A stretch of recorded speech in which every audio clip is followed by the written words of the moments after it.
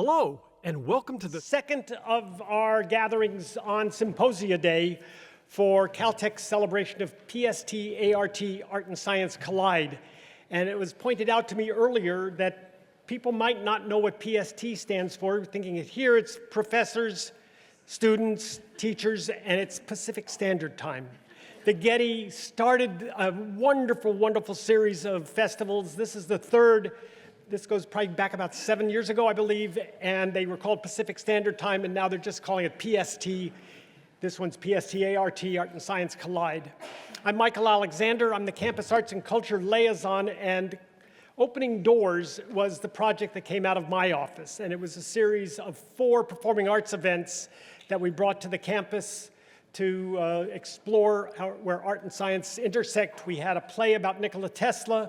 We had a modern dance company that was here from Taiwan working with an industrial robot, a choral group Tonality performing on climate change, and last week we had Vertigo Dance looking at the life of Alan Turing. Before we go any farther, I do need to go through that really important bit of business. Please put your phones on the silent mode as a courtesy to everybody else around you. And take notice of where the exits are. I heard from our colleague, the archivist of campus at the beginning. He said he talked to a nurse who said she looks for 2 exits. So it might make sense for you to find 2 exits. For whatever reason, we don't expect you to have to need them. Excuse me, what I do need are these. There are 2 more sessions today. We want to remind you to take advantage of them if you can. There's one at 4 o'clock, also coming through the archive office here at campus, and then at 7:30, JPL has an event because they are part of Caltech. For those of you who don't know, JPL was founded by Caltech grad students, postdocs, and were kicked off campus when the rockets got a little bit too scary, and they found this place in the Arroyo. And then NASA came along and have commissioned Caltech. They took over the property, but Caltech is the operator of the Jet Propulsion Lab, and they have an exhibit at the Brand Library. The campus exhibit ends tomorrow, so catch it today if you can after this, or come back tomorrow because it's gone on Monday. JPL's exhibit will be up at the Brand Library through the 4th of January, and they're both free, so we encourage you to come and take a look at those exhibits. I definitely want to thank the Getty for their support of the projects that are leading to this event here today. But today's symposia are sponsored by the James Michelin Distinguished Lecture Series, which is managed by the Humanities and Social Sciences Division here on campus. And they've given us the funds to be able to manage this day, and I very, very much appreciate that support. And there have been a slew of other supporters, and you can go to the website and you can find out who has helped the archives, who's helped my program, who's helped the JPL programs. They're collaborating with the city of Glendale, for instance. And so we really appreciate all of the folks who came through. If you want to find out more about projects that are being done here on campus and are not yet on our mailing list, you can go to events.caltech.edu and sign up to get a monthly mailer. We do 1 a month of an events newsletter, so you won't be overly pestered, and we don't interrupt for fundraising calls in the middle of those, like public radio and so many others that we deem important. You will not be over-pestered by Caltech on that front. So I would like to now introduce the panelists and the moderator for today's talk. And all in for a very, very interesting and stimulating kind of conversation about the question about how artists and scientists deal with failure. Matilda Bathurst is going to be our moderator today. She's a writer and strategist dedicated to cultivating connections between the arts, sciences, and design. Her works have been on global architecture.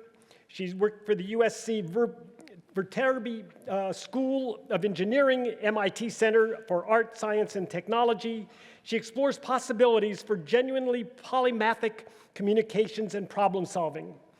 After graduating from the University of Cambridge, Matilda worked as an editor and travel writer in London, Paris, and Chennai before moving to the US to join the nonfiction writing MFA program at the University of Iowa.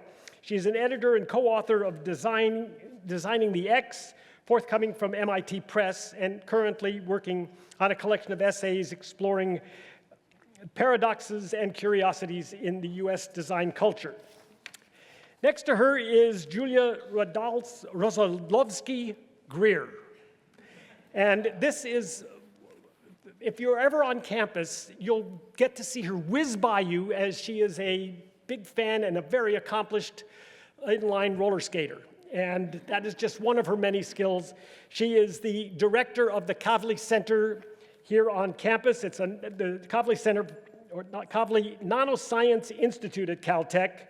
She is a professor of the Reuben F. and Dana Mettler Professor of Material Sciences, Mechanics, and Medical Engineering. She is also a concert pianist. I've mentioned about her being a roller skater, and she's the mother of 3 school-age kids. She's just an incredible, accomplished individual that we're very, very proud to have on the campus. Next to her is Herbert Sigüenza, who I met about 30 years ago at the last place that I worked when he and his colleagues from Culture Clash came to perform. He is an actor, he's a playwright, he is a solo actor, has created some really remarkable plays about Cantinflas, about Pablo Picasso, and a whole slew of others. But he has had his first career was as a visual artist. And in fact, my wife and I have 2 of his paintings in our house, because we really enjoy his work very, very much. And he's now down in San Diego, where he is continuing to pursue theater productions and has also been doing some teaching at the City College down there. He is the father of 1 school-age child and 1 post-school-age child. And then over to the far left is another one of our distinguished colleagues who also dabbles in the arts as well as the sciences. If you've ever watched recently any of the Mars landers when they hit the planet and can see that control room at JPL, the biggest smile belongs to Rob Manning. He is now the Chief Engineer Emeritus at Jet Propulsion Lab, as graduate of Caltech, has been there for quite some time, dealing with a number of different projects, and finds time to be a jazz trumpeter. His twin brother, he tells me, is a jazz saxophone player. There he is. So quite a family, and if we get short on jazz or we can't come up with enough questions at the end, we may ask them to do some improvising here for us as well. Just to start this off, I got introduced to an opera singer who's online named Kelly O'Hara, who has sung at the Met, and she sings a song bemoaning the problems of getting to the Met because she started her career as a country western singer. And there's one line in the song that goes, "If you hear no, do not fret. It means yes, but just not yet." And I think for these people, they probably have heard a lot of no's, but they know that they're yeses, and they're just waiting for it to be audible to everybody. Matilda, let me turn it over to you. Thank you all.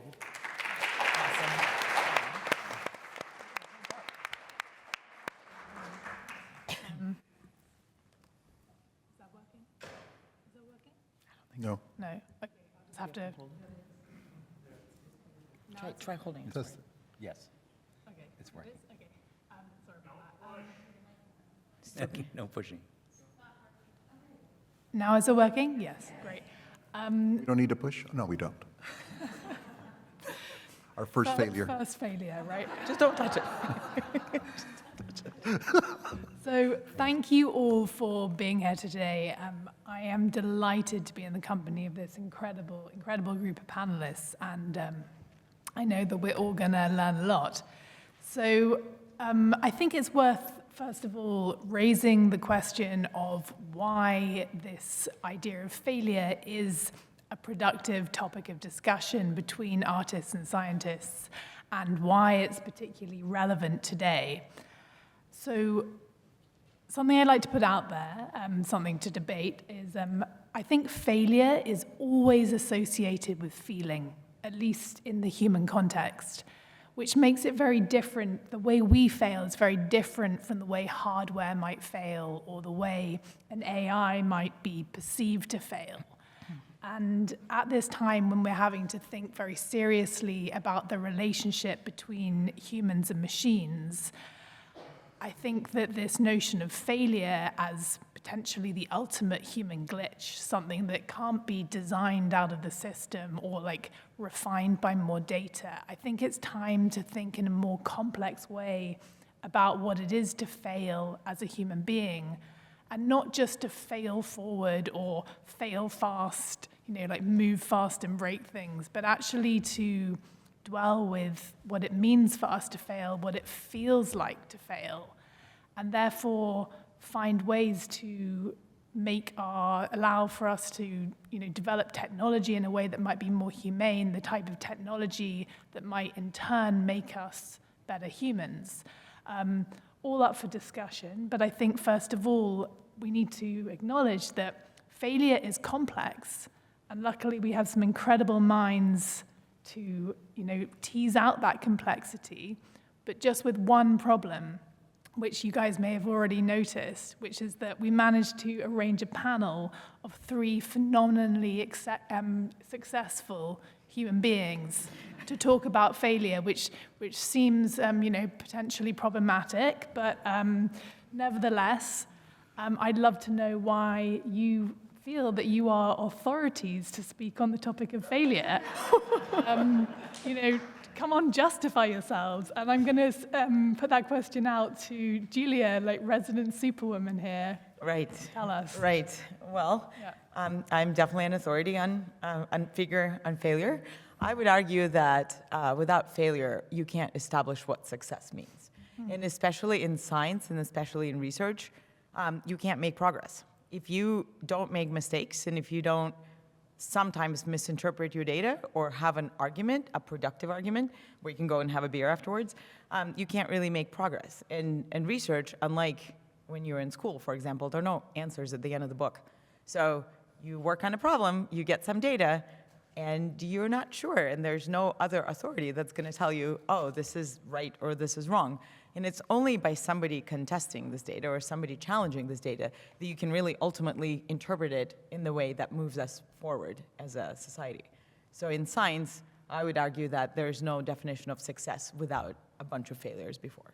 And what about personal failures from your point of view? I'd love to hear about each of your very personal encounters with this feeling. Do you want to? Sure. Well, I'm a Latino artist living in the United States, a Eurocentric society. So I'm set up to fail.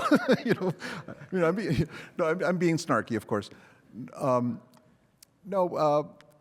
really, well, first of all, I'm really, really happy, very honored to be on this panel, and very surprised at the same time. But failure, I'm going to talk on 2 levels as a visual artist and as an actor, because I think they're very different. The failures are similar, they're productive, but they're very different. But I'll come back to that. Do you have I've lost my train of thought, but I'll. Just again, thinking about why you might be an authority on the topic of failure. Well, as a visual artist, we're constantly failing in our mind. Like when I approach a painting, for example, I don't have a preconceived notion of what I'm going to paint. Like Picasso says, if your painting doesn't go wrong, it'll never be good. So you go in with blind faith. Oh, I'm going to create something, and with each brushstroke, with each brushstroke, each pencil, every stroke I do is I'm constantly in my mind saying, yes, that's correct, that's incorrect, that's a failure, no, it isn't. Yes, constantly. And so what happens at the end of the day, you have a painting or a drawing that is successful in your mind, or something that has failed in my mind. Nobody else is, right? I'm the only one that has seen it. And the one that fails is great because it creates an opportunity for me to resuscitate it in a sense and come back to it and resuscitate it or draw on top of it on this carcass, this carcass of failure. I'm able to go back and draw on top of it, and other discoveries come out of it, like magic starts happening, and for the, especially in an abstract painting where you definitely you're picking up from those old carcasses, that old failure is informing what you're doing now at the moment. And I find that really exciting. And after a while, I guess it's blind faith, I don't know what it is, the source, the universe, your subconscious, that takes over and it completes the painting. Mm-hmm. Yeah. Rob? Well, in my world, so there's two things. I mean, one is you asked the question about our personal failures, and I can tell you some of those, but let me give a context a little bit for the world, the work I do in terms of failure, which is kind of unusual. So imagine you're responsible for a multi-billion-dollar mission that's supposed to land on Mars, and it's somehow and by the way, you really didn't test it, really. You put it together in lots of little pieces, and you put it all together, and you hopefully got it to the point, and then it lands, and somehow or another, occasionally it works.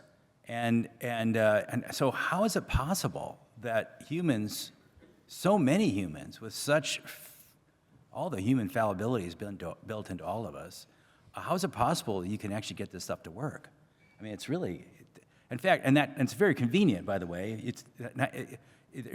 There's really kind of no doubt. I suppose all of you, if you're watching television, if you saw our faces and it didn't work, you'd tell. You could tell that was, I think the F word would be appropriate.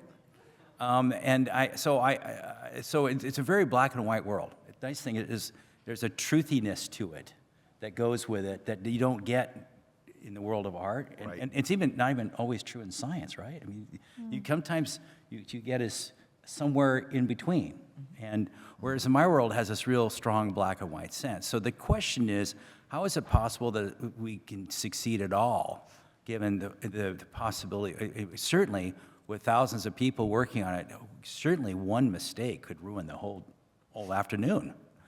And the answer is that failure is built in. Failure is everywhere. It's not because we're good. It's because we're good at supporting ourselves and providing an environment where failure is an assumption, and that we understand that without that, failure is the default outcome for everything we do. And I think that that's the culture we live in. So failure is all we talk about. It's the kind of thing, it's the strangest thing. In fact, it's kind of hard to come to work in the morning because all we do is talking about things going wrong. It's really striking, but it apparently occasionally works. But then we have plenty of human. Me involved. I've personally just damaged at least 3 or 4 spacecraft before we launched them. I told our HR department that once, and they said they wondered why I was still working there. And it's because the trick is, you don't do it frivolously, but you have to own up to your shortcomings, and we all have to own up to each other's shortcomings. And Julia, how do you create an environment for productive failure within your research group, within your team, as you're developing new products, new ideas? I'm so glad you asked. Can you hear me? I would like to point out that in my mind, there's a big difference between failure and making a mistake. So if you make a mistake, that's fine. It's not a crime. And I know in our world right now, everybody's judged and everybody's looking at this one dislike, that there may be 100 likes on your post and 1 dislike, and we all, zoom focus on that 1 dislike and question why and consider ourselves a failure. And I would argue that you can't, like I said, as a so in my world, our product is the amazing human beings and the amazing scientists that come out with PhDs from Caltech. And there's no way you can have a successful PhD without making a lot of mistakes and learning from them. Yeah. And the grad school experience they would be shortchanged of that experience if they don't know how to deal with a failure. So when I was a grad student, I lost a very expensive piece of diamond. It was a little nano, so I do a lot of nanoscience, so you can't see nano things, they're very small. So I lost a really tiny piece of diamond, and I thought my advisor was gonna kill me, and that was the end of my life, basically. And I crawled on the floor for a couple hours trying to look for this thing. I put a sign on the door saying, "Janitors, please don't sweep this thing." Went home and cried for a while. And then I found it, actually, a week later. But that was a hard week, and I really thought that my advisor was going to fire me. And I think that in many ways, these kinds of experiences, when you think your advisor is about to fire you, or when you don't land something on Mars, for example, different magnitude of, but that feeling and learning how to cope with that feeling and learning productively how to handle that mistake is what builds you ultimately into the scientist that you become. You can't do that without these kinds of errors and mistakes. And Herbert, what about an ensemble context? How do you create a productive environment for failure so that you create a better performance and a better team dynamic? Well, yeah, imagine as an actor, just the whole notion of auditioning, you know? I mean, if you go out as an actor, 90% of the time, you're gonna get a rejection. You know, is that a failure, or is it just failure on the casting person not to hire you, right? But yes, I feel like the rehearsal process, once you are cast, is the best process. It's the most exciting part because you're encouraged to fail, right? You're going to say the wrong lines. That's how you learn. You're going to walk in the wrong time. You're not going to stand in the right place. All these are things that are happening in the discovery. And this is where I love about rehearsing, is that you're discovering by failing, you know. Constantly. And then when the play opens, that's where I find it tedious and boring, because now you're not able to fail. You have to kind of stay in the, you know, you have to not strive for perfection, that doesn't exist, but you have to stay in the game, you know. Now and then you'll hit a home run, you know, internally, but it's just a base hit, really, you know. It's just to stay in the game. You're keeping the game going. But failure is great in the rehearsal hall, and it's encouraged, right? Yeah. And when you're, I suppose an audience is an arbiter of failure to some degree. Have you ever felt on stage that potential feeling of failure, that that an audience isn't responding to you? Have you ever let your emotions enter behind the mask? Like right now? I'm just kidding. Yes, I do feed off the audience a lot, but you can't really get hung up on that, because you can become really insecure, you know. Well, I think like I said, you have to hit a certain standard constantly, and as long as you hit that, it's like water. It keeps flowing, and then other people pick up that energy, you know. But yeah, after a performance, we might all come and say, wow, that audience was not really responsive, and then you go out to the lobby and they're saying, oh, this is the best show I've ever seen in my life, you know. So it's, you know, it's just a verbal response, you know. Internally, we did reach them, and that's even better, I think, you know. Yeah. And Rob, your version of live performance has been these video recorded landings, these real-time recordings. Yeah. How have you felt during that process? Oh, well, in some sense, by the time you're there, it's like the show for me and for the rest of our team. It's the show is actually over. It's kind of like, it's much more like, you know, even though it's happening in front of you, it's like you're watching the show for the first time, and because we've done everything. It's been thousands of meetings, thousands of redesigns, thousands of tests, thousands of just going through incredible, really tedious work that just to make these things happen.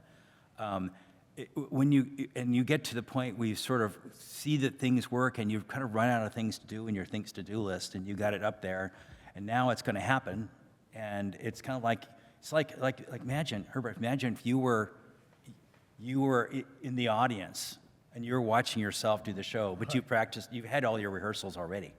Our rehearsals are already over. So for me, it's even weirder, because when we're watching it, actually, the actual event has happened 13 minutes ago. That's even worse. I just can't believe we're here because I try to find my light. You guys are landing something on them, It's the same thing, just except painting. a lot more lights. A lot more lights. So Julia, you were going to say? I wanted to build on that point, and especially because you used the word show, and I just, in my mind, I just keep on saying, the show must go on. I think that no matter what we all learned in our lives, in our careers, in our pursuits throughout, be it in music, be it in science, be it in technology, be it in visual art, the show must go on. There's you're the performer. You're not the thing that's beautiful. You're producing the thing that's beautiful, and nobody cares about you in that context. And so I think that part of becoming tough, and that's the most important learning from failing, is how do you ensure that the show goes on? When you're playing a piece of music and you go on stage, which for me is much more stressful than giving any kind of lecture, from the TED Talk to anything else, is that you can't just stop and say, oh, I didn't explain this slide very well to you, let me try again. You can't start playing a Beethoven piece or a Schumann piece or Chopin and just stop and be like, sorry, I didn't play that measure correctly, right? You have to keep going. You have to keep going. And I think that notion that the show must go on cannot be accomplished without failing a bunch of times and learning how to deal with that and learning how to move on, even though deep inside you think that you really screwed up, but then the audience will come to you and say like, wow, that was so beautiful, right? Like it's total. That's the difference between a painter, that's a solitary exercise of failure, right? No one's judging my painting, it's me, I'm judging the painting whether it's a failure or not. So we don't have that audience response. Yeah, that's true. I can stop at any moment and redo it, But yeah, when you're doing a live performance, you can't do that. But as you were saying, part of the process of making or successful making is that constant calibration of whether something's a failure, that conversation you're having with yourself, which actually creates the end object. Yes. I think there's a huge amount to be said for this idea of what doesn't kill you make you stronger, or you sort of build on your mistakes to sort of gain better sort of anti-fragility. At the same time, though, I feel that there must be a human benefit to be able to feel our failings, to be able to rest in that for a while. And like I said, that makes us different from an AI. We don't obviously want to dwell in that space too long, but is this something that you would endorse or something you become good at, to actually rest in the reality of disappointment? Rob, can I put that forward to you? Sure. I think what you're getting at in some ways is our response to failure and how we deal with it, and not just our own, but the failure of our colleagues and our friends and other people in our work, in our lives. I think our world, in my world in particular, we have to create an environment which you won't find. You have to consciously create it as an environment where mistakes, failure is tolerated, and it's so hard. And because I think that if you don't create that environment, you don't have that sense of expectation that we're fallible, then not only will you never not only will you not learn from those mistakes, but people will be afraid to share them. People will be afraid to reveal their innermost how they feel about that experience, and other people who won't be able to live vicariously through those experiences, which I think is very important. For me, I've learned so many of the things I've learned is through the disasters of others, or the disasters I've had, and I've shared it with others, and I had this feeling of, but for the grace of God go I. I start feeling that those experiences happen to me as well, and I've just been a sponge for that my whole career, and I think that's something that doesn't happen in large language models and AI for sure. I was scrolling yesterday. Yes, I scrolled. Don't judge me. Yesterday, the phone must be hearing it. The phone must know that I was coming to this event, because yesterday I found out that Finland has a National Day of Failure, October 13th. Wow. Yes. And I was reading about it, and I was like, oh my God, this is fascinating. This is exactly what we're talking about. Finland is a country that's very successful in technology and everything, right? Social studies, all that stuff.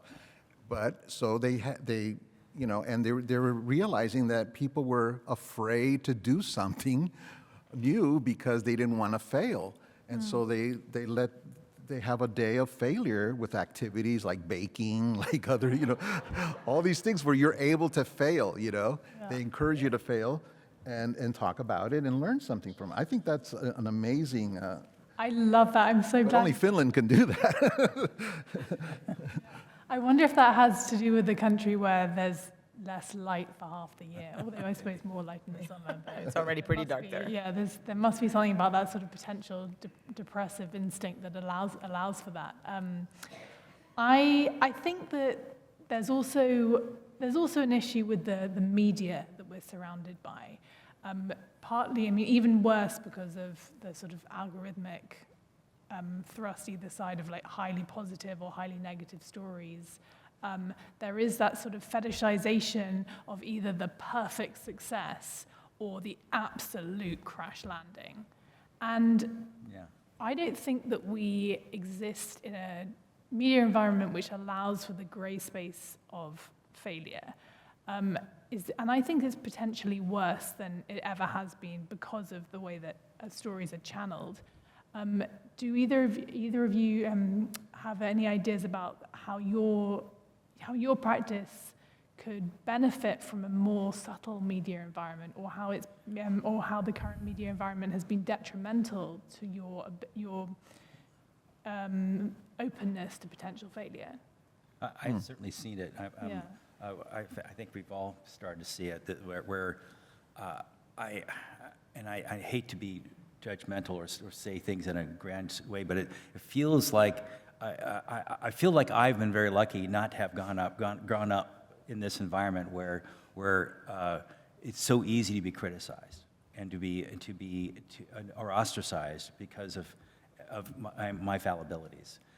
I didn't have this technology with me when I grew up, and because of that, I feel like maybe I was oblivious to my own shortcomings, but it sure seems a lot of people. It feels like it's easier for younger people who grew up in this world to be more concerned or more afraid of the consequences of any sort of fallibility they might have. I mean, because we all have fallibilities. Everybody. There's not a person who isn't, doesn't have weaknesses, and it feels like they're very afraid to stand up and get out there and put themselves on the edge, as it were, because of the danger that it might impose on them, and The judgment? Judgment, yes, and the thing is, it feels like we're being very intolerant of our fellow humans. And what about in the scientific environment versus the artistic environment? I mean, as we've discussed in the previous panel, there should be more of a symbiosis, but part of the reason that PST has this theme this year is because there is not yet this productive symbiosis. So I don't know who wants to answer this question, but do you feel that there is a distinct difference in the way that artists approach failure to scientists? Because at the moment you're all agreeing, but you're all very sort of humanistic thinkers. In like the general sort of scientific milieu, actually maybe I can put this question to you, Julia. Do you feel that there is a distinct difference in the way that the science environment approaches failure as opposed to what you've seen, for instance, in the musical domain? Yeah, I would love to answer this question. I also wanted just to build a little bit on the previous discussion in terms of fear. I completely agree that the society today is very fragile, and it starts in elementary school, even before. I literally just overheard my son's friends having a conversation saying something like, this girl was saying, well, I let you play with me yesterday, so what are you going to do today? Like, I let you play with me, right? Like, so every friendship is now tenuous. Like, it's not, like, since when is being friends so difficult, or like something that you have to really work for? I just feel like every relationship, every every interaction is somehow fragile and fleeting. So we are moving from something that was covalently bonded, for those of you who are chemists, so something that has like an actual bond, to a dynamically bonded world where the bonds dissociate and reform as you see fit. So I think that that really destroys our young people's confidence. I mean, you have nothing that you can hold on to. The divorce rate is really, really high. So there's friendships, dissolution rate is really high. So at the end of the day, our kids are kind of growing up in a much more lonely world than I think we were. And so to get back, it's easy in that world where you feel completely unsupported, you sort of protect yourself. And so I think that the generation that's growing up right now is going to have a much harder time coping with failure, already are having a hard time coping with failure because it's just one more thing to bring you down instead of this support network, they're throwing rocks at each other. So that's that. Hold on, but moving on to the scientist versus artist. So speaking as a scientist who grew up in a place where, or not in a place, in a time where friendships were great, and I had terrific friendships, and I was surrounded in a nice community and everything. So I feel like the artists are much more supportive of one another. I mean, that's just my impression. Like, after knowing so many artists and so many musicians, they're great people. Like, for the most part, they support each other, they laugh. So I love that laughter is a huge part of failure. In the wonderful people who are not scientists, I find it very refreshing to hang out with not scientists. In the scientific world, people really throw rocks at each other. You go to a conference, I mean, it depends on the society, but you go to a conference and you say something and say somebody strongly disagrees with you, they will attack.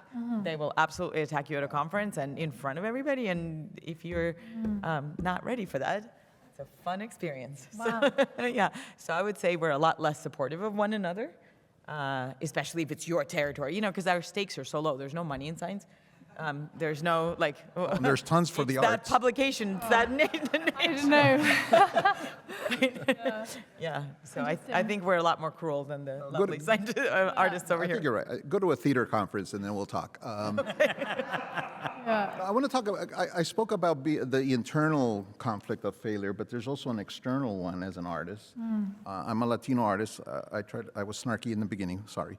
But, I've had my battles with Hollywood, right? Hollywood, the cultural gatekeepers, right? So as an artist, I have failed in Hollywood, right? I think so, but fine, because Hollywood's just not ready, or just my art just does not conform with what they want, right? What they think the people want to see. So I went back to theater, where I'm able to call the shots and do, write the things I want to do, express the things I want, and I have become successful there. I have been successful there. I mean, I'm not a household name, but with the Latino community, I'm, somewhat of a legend. So you know what I'm saying? Like, so who's to say which one is, who's our gatekeepers? Who are the people that are judging? So my art is being judged through a real narrow lens, right? And so I had to get out of that, because that wasn't me. I had to step aside and said, okay, I'm going to do my art where I'm able to, sleep at night, because if I would have stayed in Hollywood, I would have been doing work that you would be, it's like I'd be embarrassed of, But I'm not embarrassed of my work, so I had to step aside, and so I failed. I failed in Hollywood, but succeeded somewhere else. So I just wanted to say that there's external forces too. Yeah. And Rob, you're in a particular area of science which actually has a huge amount of media appeal, and a lot of it has a lot of glamour around it.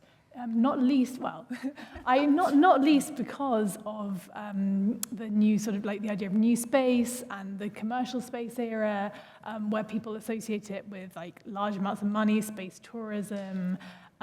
So you're in a maybe more public domain of space. Yes, indeed, and especially in the last 20 years, it's becoming a thing. Social, people think it's really cool going out to space, and people there, maybe going to the moon and colonizing Mars. But I think I count myself fortunate to be in the science side. Okay. So we which is also has its own glamour, because seeing stuff, even robots wandering on other planets and taking pictures, learning fantastic new things about other worlds, has its own glamour, has its own sense of wonder and awe that it provides people. And I'm very, very fortunate that that's been part of it. On the other hand, it's not my money. It means that we have to be extraordinarily careful not to waste taxpayers' hard-earned money and throw things at Mars or other planets and frivolously. So we work really hard to make sure that the stories that we learn, the reasons for us going, the rationale, the science that we get back is widely as shared as we possibly can make it. So these stories are told to the public, and hopefully people understand it and follow it. So we take people on for a ride. So it is an adventure. It's also adventure and learning and discovery. And do you have thoughts on how your particular area of science, the openness to failure or the perspective on failure differs from what you've experienced in the arts, for instance, in jazz? It does. It has more of that black and white thing happening where, it's hard to, though we've seen it more recently, examples of something happening and you can say, oh, no, it didn't fail, it's fine, it's working. But in our world, it's so clear when something happens, when it doesn't happen. And so it's a real benefit. I mean, the nice thing about it is that the great thing about physics is that it's real, and it doesn't lie. It doesn't lie. It doesn't lie. It's real, and that makes, in some sense, it makes some sense failure and success more black and white. But at the same time, we live in the world of truth. At least it's easier to live in a world that's more obviously true or not in our world than in many other parts of society, including the arts. I think in the arts, beauty truly is in the eye of the beholder, and so is success and failure. I mean, the banana, right? The banana with tape, right? Yeah, I bet it tasted great. $20 million. Can I ask a question about money? Because you said other people's money. Yeah. Does that make you more conservative? Yes, absolutely. Yeah, see, that's what Yeah, Hollywood is about, right? Because we have to it's be other very people's money, so we have to be conservative. So I'm wondering if you were a scientist with unlimited money, in other words, not other people's money, just we're able to spend it. Would you think differently? I think the answer is certainly yes. I mean, if I was a billionaire. Yeah. Yeah. You mean you're not? Yeah, really. Yeah. Yeah. No, I think I would be I would be less risk averse. But on the other hand, it's even with the fact that we're using your money. Thank you. Yeah. There you go. It really, we do have to be risk takers. We have to take risks. Okay. We have to understand, I mean, there's nothing that we do that is easy or assured. But on the other hand, we have to ask ourselves, did we do it right? Should we test something else? What did we forget? Did you do this? We should do that test. We didn't do that test? We should do that twice. No, how many times? Do it once? Let's do it 3 times. Wait, 4, just for good measure. That's where the tax might have. For 5, maybe 5 more. And so you end up layering more stuff and costing more money. But on the other hand, You don't want to disappoint those. we don't want to disappoint them. I have noticed something from the general public perspective, whether it's a $2 million project or a $2 billion project, those numbers sound the same to the public. There are 3 orders of magnitude between them. What? No, there is. I mean, but it's just that a lot of people. Yeah, there is. So a $2 million failure is sometimes as extreme as a $2 billion failure, because And people don't Julia, have your that. perspective on this? I want to throw something a little bit controversial into this conversation so far. We've been all kind of on the same page here. So we have this thing in graduate programs, all of us do. It's called a qualifying exam. And that's something that you either pass or you don't. And if you don't pass it, you fail it. So if you pass your qualifying exam, you become a PhD candidate. If you fail your qualifying exam, you take the conciliatory master's degree and you leave. At least at Caltech, that's the case. Well, so the controversial part about this is we all tend to identify with the student, right? So say you didn't. So actually, many famous scientists will tell you, "Oh, I failed my quals the first time." Haha. They love talking about that for some. I didn't, but a lot of my colleagues would come up and say, like, "Guess what? Like, I am so famous. I'm in the National Academy of Sciences, and I failed my first." My first PhD qualifying exam, take that, right? Like, so it's a note of encouragement, like it's okay to have failed. In our perspective as the panel of faculty members, we would fail a student when we think they don't demonstrate the ability to conduct independent research. And in our eyes, we're actually doing them a favor by failing them because they're not going to succeed in grad school. And 5 years is a very long time to be miserable. So it's a very delicate balance. And it's a complex type of failure because this person is going to feel terrible, the student is going to feel terrible no matter what, if they failed presumably deservedly, like if everything really was deserved. We think that we're doing them a favor because we're showing them that you should choose a different path, like this is not the right place for you to be. In their mind, they failed in how they're going to pick up and move on, knowing now that grad school is not an option anymore. That's a personal struggle, right? And that type of failure, it's hard to call it unproductive because, like I said, we think that we're setting them up for success elsewhere, and that's the mechanism that we have built into our graduate system. But from their perspective, we are the enemy number one now, right? We, the panel, are now the enemy number one, and we completely ruined their lives, and we're not looking out for their best interests. So how do we deal with those kinds of failures where it's built into the system and that's your checkpoint, whether somebody's going to succeed or not, which is where presumably we really are in authority on this topic. So that I'd like to bring this to light to everybody. There are situations where we're judged by a panel of experts, and those experts determine our basically life forward, right? Like I remember being that student thinking like these three people in the room hold the key to my future. And that's a lot of power that they hold over. That sounds like a casting room to me. Yeah, pretty much. Right? It's three guys who live in Malibu are casting for, Yeah, but for you it's one show. For us, it's the whole career. Yeah, that's true. So this is, in this case, the ledger for failure of human beings, a casting director or a panel of experts. I think increasingly the ledger is going to be AI driven because this is going to be our sort of notion of perfection or rightness, or at least the first point of call that will go for an answer. I've got some of my best answers from ChatGPT recently. It's been incredibly helpful. I found the best Christmas lights in Glendora immediately just by asking ChatGPT, and my friend didn't know. So again, there is this sort of criteria for success which is going to be set by AIs. Do you think this is dangerous, or can it be helpful? This changing set of criteria. Rob, you seem to have I don't. This is so unexplored. I don't think any of us know. I mean, I do worry that our sense of belief will be altered in the sense that we won't ask ourselves what's true or what the right things are or what the right thing to know. We will ask this oracle, this machine, which seems to tell you everything that you'd ever want to know. I mean, it makes Wikipedia seem silly in retrospect. I mean, so I don't know how it's going to affect our behavior as a culture. And I am worried that it will redefine what truth means and where to find it and who to believe. Yeah. And so I think I'm worried about that.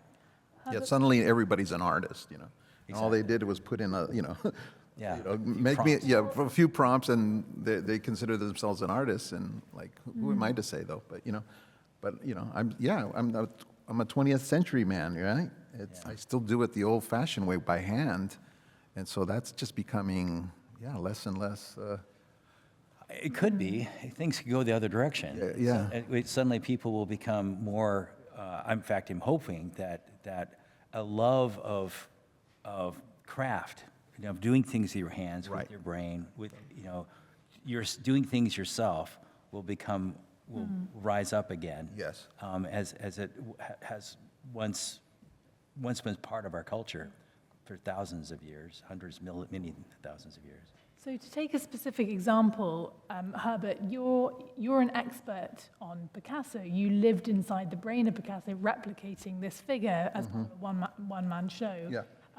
So why could Picasso not be replicated by an AI? Or why could an AI not create something which moves us as much as Picasso? What's your argument for that? I think it's life experience. I mean, there is a coldness to AI that I identify right away as an artist, you know? I mean, he lived through 2 world wars, you know? He lived through, you know, Guernica was bombed by the fascists. His home, his you know, his country was bombed. I mean, I don't know, you could look at a photograph of Guernica and his painting is more moving than the actual photographs of Guernica being bombed, right? So there's a soul there. I think that's what it is. It's soul. And I just feel AI looks good. It says the right thing, but it has no soul. And I feel it, right? I don't know if you feel it, Yeah. but there's something. And it's a hard thing to explain, but it's a soul. And Julia, you were talking about laughter, the importance of laughter. The way that laughing through our mistakes, our failures, actually gains there's some kind of productive tension there. Can an AI laugh at its own failures in the same way as a human being? I don't think so. So I think that just listening to what my colleagues are saying, what you're saying, I think that the rise of AI challenges our notion of trust. I think it's going to be very hard for us to know what to trust and to know when to trust and to especially know when not to trust. I think that laughing is a very human emotion. It's an immediate release of tension, like you said. And I think it's really important to teach, like I teach my students not to take anything too seriously. You know, if you failed, or like an audition, if you failed an experiment or if you failed an audition, you take a step back and you realize like, okay, it happened on a Thursday, you did an experiment that didn't work, and that's all that is. And actually, in many ways, it's kind of funny because on that Thursday, the stars weren't aligned with Venus or with whatever, and it was raining. So it was like everything was bad already. You kind of have to laugh about these things and bring up other factors and just recognize that's just a moment in time. And it was just for now. It sucks, but only for now. And then everybody kind of really laughs, and it's fine. Most of the time, you can laugh it off. Sometimes you can't. Not only do I worry a bit about the use of AI, not to find the best lights in Glendora, I think it's very helpful, or it can be very helpful, but people are starting to write proposals using ChatGPT, right? And we, the humans, are supposed to review these proposals. And I'm the editor-in-chief of the Journal of Applied Physics, and so I review a lot of papers, and I look at a lot of papers. There are a lot of Chinese papers, for example, where people are clearly not native speakers. And it reads beautifully. You read beautiful prose, and you know they didn't write it. So at some point, that whole notion of like, is that good science? I don't know. Are the results real? I don't know. So a lot of journals are now putting various extra protection they hold us responsible. They say, did you look over all the data? Do you trust all the data? So they're kind of turning up the responsibility notch on all the PIs I think it's really challenging our notion of trust. That's what I wanted to say. So as we approach the end of this discussion, I was wondering whether there may be an evolutionary advantage to the particular way that we fail, the particular way that failure can't be designed out of the system. Because it's all too easy just to think of our failures as making us prey to becoming obsolescent, and AI just machines just sort of superseding us because of their greater analytic accuracy. So could there be an evolutionary advantage to our peculiar glitch of feeling failure, or the way that we attempt to transcend failure? What's in it for us? Well, that's a good question. I think if you invest energy, your physical, mental energy into something and it fails, yeah, you're going to feel something. But if I gave that task over to a machine and it fails, then I won't feel anything at all. And I don't know. Yeah, I don't know if that's good or bad. That's just seems a little dangerous to me.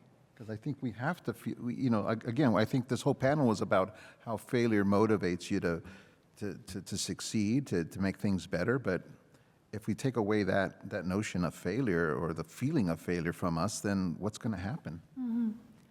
And Rob, we were talking briefly before the panel about death and about yes. the fact that humans, we have a self-consciousness of our own death, and that might in many ways contribute to how we perceive failure. Absolutely, because we often associate, our whole being as living humans is based on the finiteness of our existence. That I think it colors our world, and really at every age too, because especially you see the dynamics, the changes. You see older people, younger people, and you know that there is this finiteness of this planet. And I think I don't know if how that sense of acknowledgement and appreciation that we are just this little bubble in our world, a little bubble that floats through the air that could easily be popped, but it's very beautiful when it's alive. There's a melancholy that goes with that I think feeds our soul, feeds our being, and allows us to bring something to our creativity, bring something to our imaginations that I think is going to be very hard to replicate in a machine. On the other hand, I do think the machines will look like they are doing that. Yeah. So you're saying that our sense of mortality, of finality, that fuels us, right? I think it does. Yeah. I think it does. I think the finiteness of our world, finiteness of our thinking, gives us some sense to permission to think out of the box. What is death but the ultimate mechanical failure? Yes. And Game over.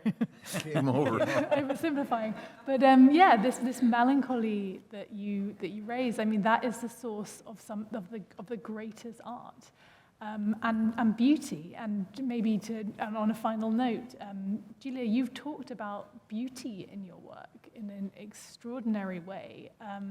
Maybe you can finish off on a high note by talking about beauty, about glitches, about the perception of, the human perception that you bring to your work.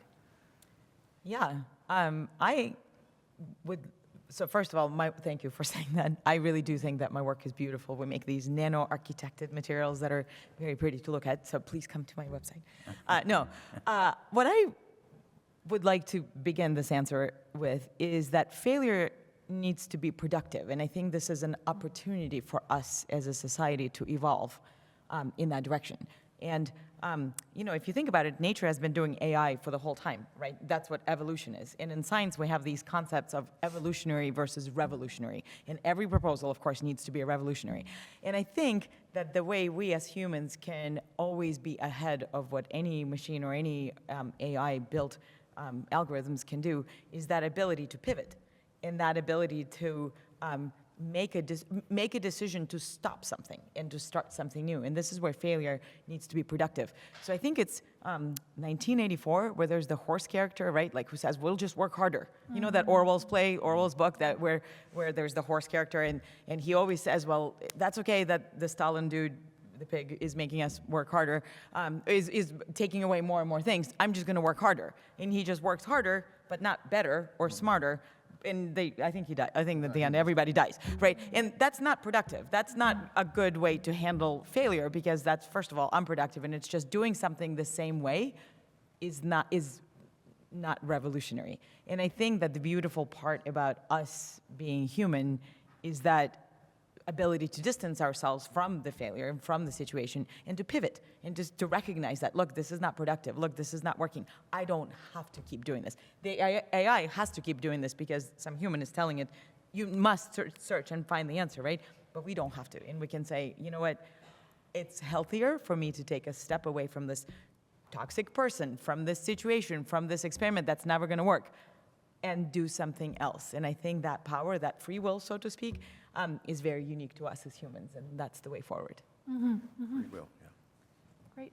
Well, thank you so much. I'm really glad that in addition to the question of productivity, we also talked about soul, about truth, about all these different things, about trust. I think I'm delighted that this simple word, failure, has yielded so many different thoughts and so many contradictions and paradoxes that are not yet resolved, and that, you know, the discussion can continue. So I'd like to put it out to you guys to continue that discussion if anyone has any questions. And thank you for being such an awesome moderator. Yeah, I'm going thank to you. say that again. Yes. Thank you.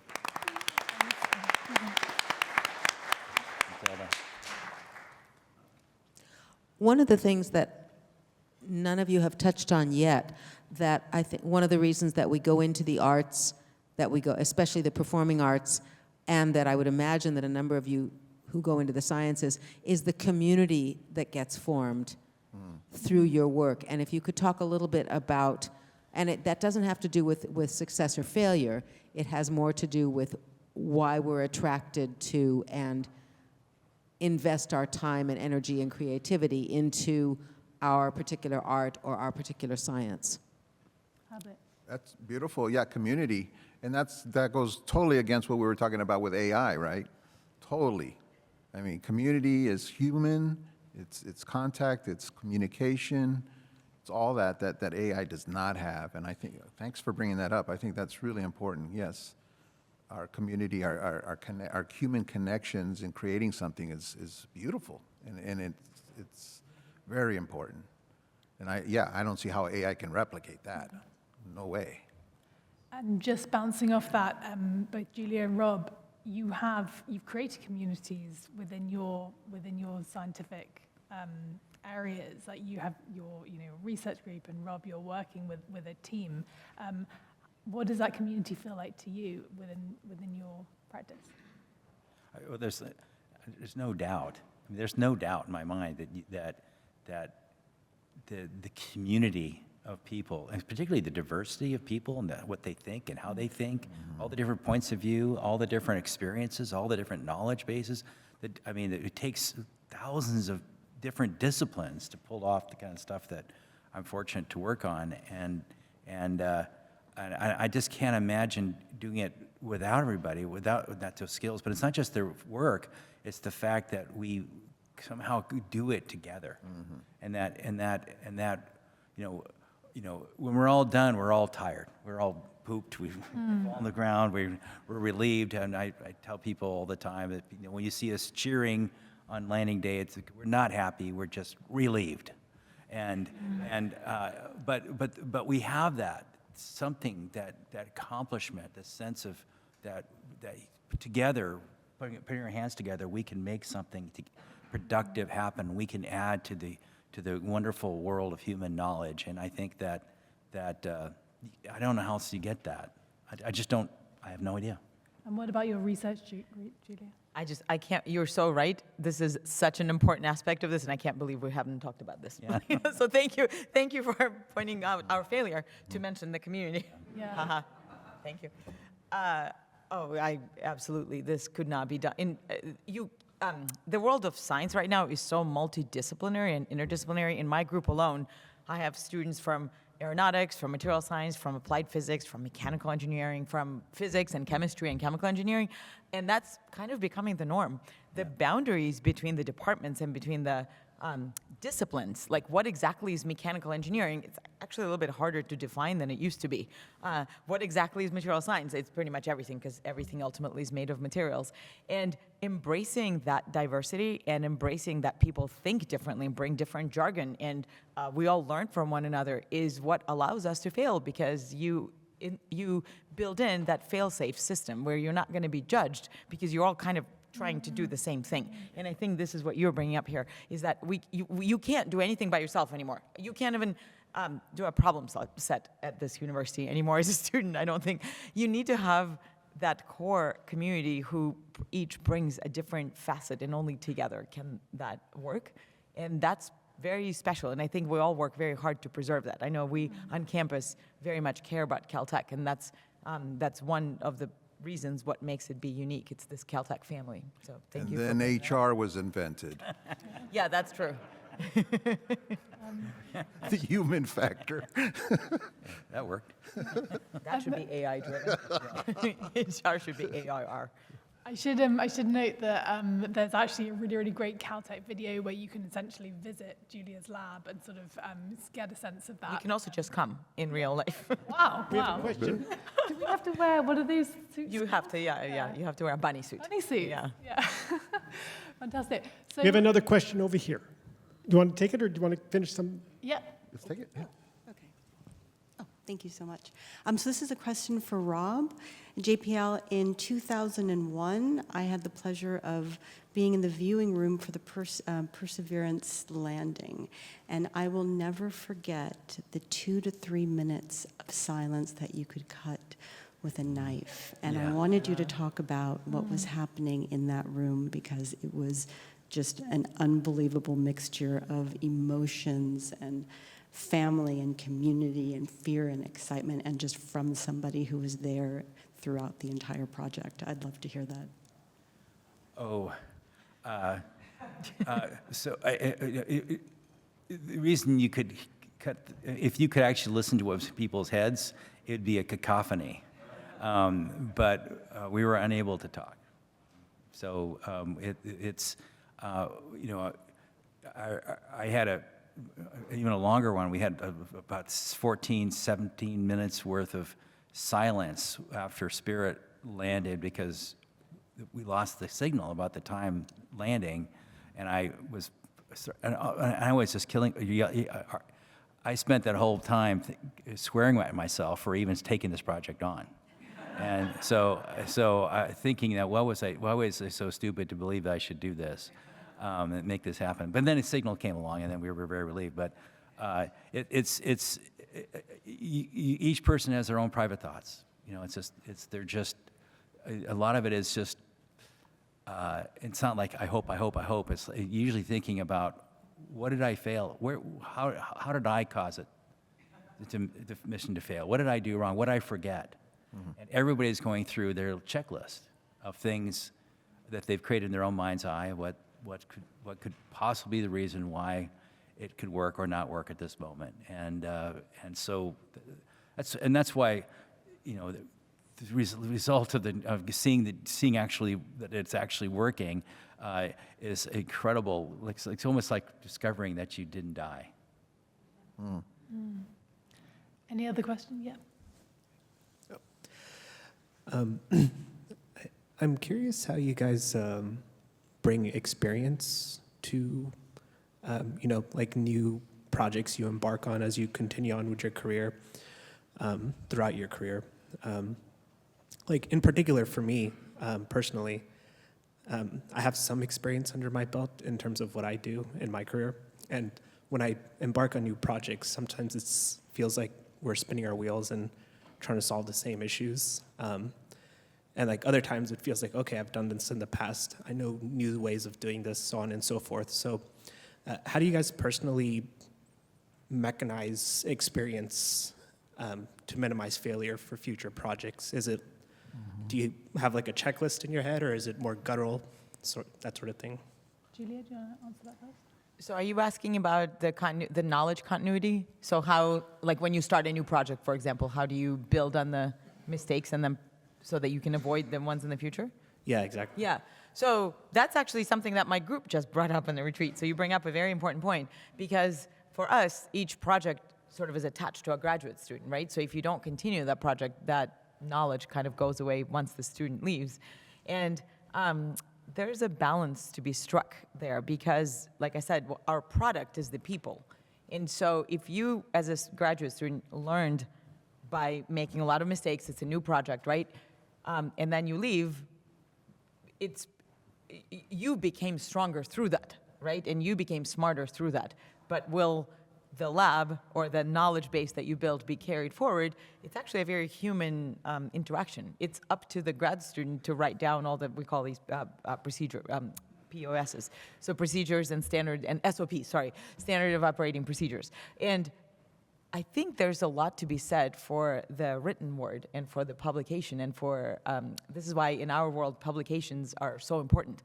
And if you publish something, it's timeless. right? And so you can build on that and learn on that, and so I learn from that. So I think that as the evolution of a project, for example, takes place, you will only be able to build to the level where you've learned from all the little failures along the way, and that is a self-profilating mechanism. I think as an artist, it's a little different. I don't think we have the checklist, but I think it's unconscious and guttural, like you're saying. I mean, I think I'm a better artist, visual artist. I'm a better actor, writer now than I was 30 years ago. And so, yeah, has been that experience, right? But I had to go through all those plays to get to where I am now.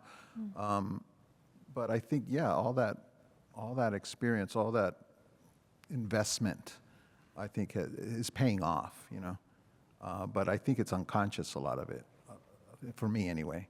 I know when it's, this isn't going to work, That's after years of experience that joke's not going to work or whatever.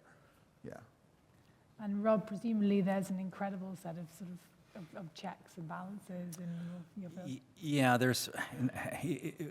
we struggle with that question all the time, because I think one of our biggest failures as a laboratory at JPL is that we fail to find a way to cultivate those experiences and those lessons for others. Mm-hmm. We have a lessons learned system. We try to collect information, but it's such a minuscule fraction of the total litany of possible things to learn. So it's really, it's about watching and learning from others, being mentored, trying to use your own imagination, figure out what would like for you to be in that situation, what could go wrong, and asking your own critical questions. And it really comes down to you, and no amount of preparation can really prepare you for your first big mistake. Mm-hmm. In some sense, you just have to know it's going to be there, and that you just have to be resilient. And it's, again, how we deal with failure, that's just accepting failure, but taking something from it, making sure you say, listen, I made this mistake. Don't do what I did. Do this instead. Do not turn on that pump without the Freon in it, Rob. So I did. I destroyed a... What did you destroy? I destroyed a pump that was on the Mars Pathfinder cruise stage. We were just about ready to ship it to Florida for launch, and I turned the pump on thinking it was okay to turn the pump on. I didn't realize there was no Freon in it, so it floated in the Freon and instead produced this sound like a dying banshee. And so there's tons of those, but I can't prepare myself. There's no checklist. There should have been a checklist. There should have been. yeah, we have a couple of questions at the top of the room. Oh, and we go on here as well. Hi, I'm a visual artist. I work with ceramics, and I'm really interested in kind of the failure of form and the failure of material and surface and stuff. But I was thinking, as you're talking about real, scary images of failure in my memory, like 9/11 and the collapse of the Twin Towers, the space shuttle, the Challenger, things that are going on today, what it felt like to be in the very beginning of the pandemic, where things were falling apart, and I was wondering, are there, especially in the science world, is there kind of are there people who are like the people at the end of the parade who go and sweep up the trash, who go through your failed data, and maybe you don't have the time or the money to really explore that, but to go through that and just this is really interesting. These are really interesting images that have been created by the failure, and that becomes the thing. Like Post-its were invented by glue that didn't work, right? Or something much more serious than that. But are there people in your world that do that go back through and kind of sweep up all the data and say, oh, this is actually really interesting? We call that a PhD thesis. A lot. The answer is no. For my world, no. There, I wish we did. Michael up there. We try to do it. At the top. Michael up there on top. She's been waving. Oh, Yeah. All right, then I'll come over to this side. In my world, it's just, we try to do it when we're, at the time that we discover things, and we try to peel the onion right there and then. And we don't just put it on the side, move on, and then come back and look later. We really feel like we need to do it now. Otherwise, we'll forget. Simple as that. Yeah, there's a great J.G. Ballard story related to that called The Sound Sweep, which you might enjoy. Yeah, question at the top. Hi, I'm the director of something called the Bob Avakian Institute. He's brought forward the new communism mainly by looking actually at human society in a thoroughly scientific way. And I want to ask a pretty explicitly political question. Because we're sitting here with the scientific ability to deal with all of the, world's unnecessary socially induced suffering, and yet we're also facing the looming snuffing out with, galloping theocracy and anti-vaccine lunacy taking the reins of power. So at what point do we confront that capitalism is a failure, that all the ways in which people are doing very significant work in a particular sphere is being inundated by and having the rug pulled out from under us by the fact that we are being organized into a system that needs to be swept away. So That's a big question. Anyone want to answer that? Well, I think we should I mean, also... I agree with you to part. I do agree with you, but I don't know the solution. Art. Oh, nice, yeah. Yep, we've got quite a few questions at the top. Yep. Yeah, I was just going to say, when I was a kid, I watched Culture Clash on TV. I'm sorry. No. But what you would call a failure then, and it didn't work or what have you, Right. is the foundation to now able to watch this fool and Encanto, Roma winning an Oscar. So I thank you. If nobody's giving you your flowers, I'll give them to you right now. Oh, thank you very much. Aw. Thank you. Yeah. If I can only add one thing, for any of us who have seen the movie Coco, Herbert was the voice of not one, but the two dead uncles in that movie. I think this question on the right, on the left. Are you waiting for a while?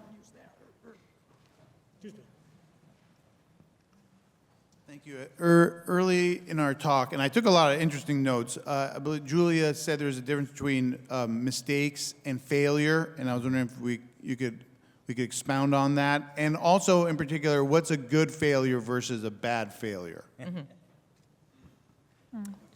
Yeah, so I think a good failure is a productive failure, right, where you learn from it. So making a mistake requires fixing, right? So that's kind of a way to think about it. So if you made a mistake, you just do it again, and you do it without the parameter that was wrong, like not turning on the freon, right? Like, so now you know. So making a mistake in research is very common. It's something that happens a lot. Oftentimes it requires getting a new part, and then you get a new part, and you do it better, and you've learned. So making a mistake is something that, first of all, is fixable, secondly, is learnable, and thirdly, is overcomable. A failure, in my opinion, a bad failure, is when you don't know how to get up. And that's a much more serious situation, right? So that's sort of spans way beyond replacing a part or learning from it, or like, oh, I should have turned on the gas, or something like that. And that's more of a human factor. That usually happens with grad students who are struggling and they can't quite figure out where to go. So that's a bad failure. And then there's this productive failure where you don't know for a while where to go, but then eventually you do. So there's the time component that's built into it, and I think it's not immediate. So to me, a mistake is something that has an immediate response, and a failure comes with a spectrum of time. And the productive failure is the type from which you recover eventually. It may not be right away, but you will get back. And unproductive, bad failure is when we don't usually talk about this, right? We don't talk about this in papers. We don't talk about this even with each other so much. It's like, what do you do if somebody just can't get up, right? And then that's We have time for one more question, but I should note that there's anyone who would have any additional questions, there's going to be lots of discussion just outside the auditorium after, so feel free. I think that how a failure is received or judged depends so much on the personality of the person telling you this is a failure. So through the scientific expeditions, wasn't there a particular US and Europe project where one calculated in kilometers and the other one in feet or something totally easy to correct kind of mistake. But if you were working for Elon Musk, would you then consider his evaluation of your whatever it is as a failure based on his personality quirks or whatever? For example, if you were working for X or Twitter at the time and you're just fired, now were you a failure? Or would Elon Musk consider his buying of Twitter a failure? Or had it turned the failure into a success by going right-wing on his population? That was an easy question. Yes.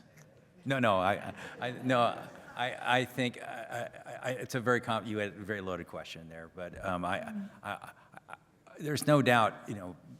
I was involved in the projects that had that mistake. In fact, that mistake was made in the weeks leading up to September 27, 1999, 2 o'clock in the morning, Pacific time. And so that was a case where it was a simple situation. It happened to be very embarrassing, where we thought the thrusters of the vehicle were reporting back what their motions were in newtons, and in fact there was actually in pounds for us, so it's English to metric English conversion error. So we were off by a factor of almost 4.5 on how much it had moved toward Mars. In fact, it moved a lot closer to Mars than we thought, and that orbiter became a lander. Okay, so that, and it was a failure when Jay Leno goes online and says, well, it just goes to show you don't have to be a rocket scientist to be a rocket scientist. Yeah, and so that was a failure. The fascinating thing is that was a mistake that turned into a failure. But there's thousands of those mistakes. We make them all the time. The trick is not making mistakes, because that's how we would be obviously AI, which doesn't make mistakes. So we could be the only way that could do it is we didn't catch it. We wouldn't think through the possibilities. Well, what if we were wrong here? Could we have found out that mistake before it was too late, before that orbiter became a lander? And the answer is yeah, there is. That's a real clear one. Whether or not this question of whether or not buying Twitter was the right thing to do in a very politically charged environment. There's no judge. There's no judge. We're all judges. We're all Saturday or Monday morning judges on what billionaires decide to do or not. I don't think it matters. It doesn't matter. It's their call. It's their money, and we're the ones that. Yeah. But in fact, if you work for any company, including JPL, you have to be. It's possible that decisions we made will result in you being laid off or in losing your job. So that does happen in our world, and so yeah, it's one of the things that happens. The challenging the O-rings. Yeah, that's right. The fact they were non-responsive to low temperatures and being a good seal, which caused the loss of the Challenger spacecraft or the launch vehicle, and killing people in the way. I mean, usually these failures are not one person, except for one mistake. Yeah. One mistake. It's usually an ensemble set. That's why these failures, when they happen, it's never that person made that mistake. It was our mistake. Our mistake. All of us. We didn't. Any one of us could have had the imagination to think it through and find it. And I think so. It's very important for us to realize community culpability, as it were. I think we should feel community culpability for all the things that are going on in our society. It's not one person. We can't point the blame at any one human being, even if their name sounds like a trumpet. That's maybe a great place to end, because this is, at the end of the day, all about becoming better humans. If we're going to create better technology, the technology creates us. And so there is that sort of that back and forth. Right. And so the way we fail is about how we become better, how we create better lives for one another. I mean, there's plenty of room for, for reasons for why choices that we make and the things that happen. We are only human after all. Yeah. Thank you so much, everyone. Great questions. Thank you. And I'd like to thank the panel. It was no mistake that this was a great group of people to bring together to talk about this. And I want to remind you, at 4 o'clock, the project from the archives is Artists of Crossing Over. And then at 7:30 this evening is JPL's presentation, another panel that got conversation, plus a documentary film from KCET. All in this room, all free. You can call your friends, because you can see that we still have some empty seats set up for the next two as well. Please help me again thank this wonderful quartet for this great presentation. Thank you. Michael Alexander. And Michael Alexander. Woo!